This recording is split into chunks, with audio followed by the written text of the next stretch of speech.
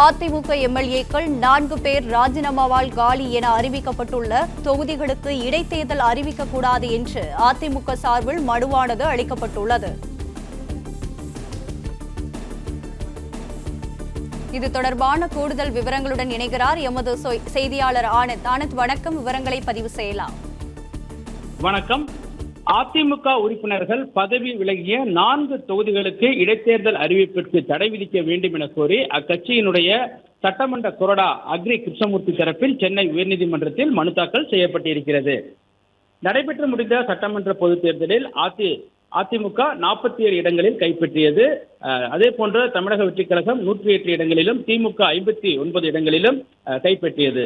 இந்நிலையில் ஆட்சி அமைக்க போதுமான உறுப்பினர்கள் ஆதரவு இல்லாத நிலையில் அதிமுகவில் இருந்த 4 சட்டமன்ற உறுப்பினர்களை குதிரைப்பேலம் மூலமாக தாவேகா தனது கட்சிக்கு இழுத்ததாக கூறி, எனவே அவர்களுக்கு எதிராக நடவடிக்கை எடுக்க வேண்டும், அதே போன்று சட்டமன்ற நம்பிக்கை கோரும் தீர்மானத்தின் மீது அவர்கள் அரசுக்கு ஆதரவாக, தமிழக வெற்றிக் கழகத்திற்கு ஆதரவாக வாக்களித்தனர். எனவே அவர்களுக்கு எதிராக கட்சித்தாவல் தடைச்சட்டத்தின் கீழ் நடவடிக்கை எடுக்க வேண்டும் என கோரி சபாநாயகரிடம் அதிமுகவின் கொறடா சார்பில் மனு அளிக்கப்பட்டிருந்தது. இந்த நிலையில் இந்த நடவடிக்கைகளை சுட்டிக்காட்டி எம்எல் ரவி என்பவர் வழக்கறிஞர் ஒரு சென்னை உயர்நீதிமன்றத்தில் ஒரு 14 மனு தாக்கல் செய்திருந்தார். அந்த மனுவில் தகுதிநீக்க நடவடிக்கை நிலுவையில் இருக்கும் பொழுது அதிமுகவினுடைய சட்டமன்ற உறுப்பினர்கள் ராஜினாமா கடிதங்களை ஏற்றுக்கொண்டது தவறு எனவும், எனவே இந்த நடவடிக்கைக்கு தடை விதிக்க வேண்டும் எனவும் அவர் இந்த மனு தாக்கல் செய்திருந்தார். இந்த வழக்கு தலைமை நீதிபதி தர்மாதிகாரி நீதிபதி அருள்முருகன் ஆகியோர் அடங்கிய அமர்வில் இன்று விசாரணைக்கு வந்தது. அப்பொழுது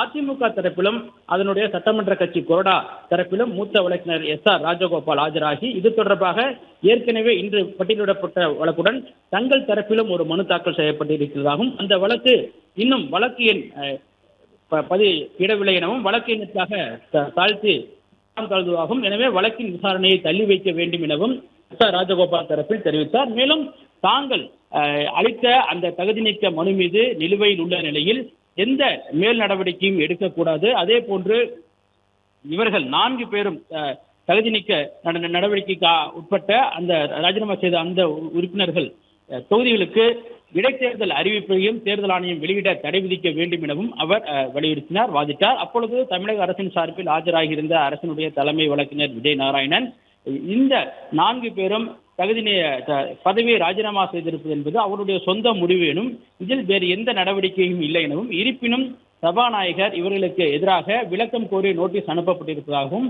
அதன் மீது சபாநாயகர் முடிவெடுக்க கால அவகாசம் இருப்பதாகவும், இன்னும் அவர்கள் விளக்கம் கோரி அனுப்பப்பட்ட நோட்டீஸிற்கு பதில் அளிக்கவில்லை, எனவே அதன்படி சட்டப்படியான நடவடிக்கை எடுக்கப்படும் எனவும், இதில் எந்த விதமான உள்நோக்கமோ அல்லது இதில் எந்த விதமான நிர்பந்தங்களோ இல்லை எனவும், அவர்கள் தங்களுடைய சுய முடிவுக்கு உட்பட்டே பதவிகளை ராஜினாமா செய்திருப்பதாகவும் அரசினுடைய தலைமை வழக்கறிஞர் தெரிவித்தார்.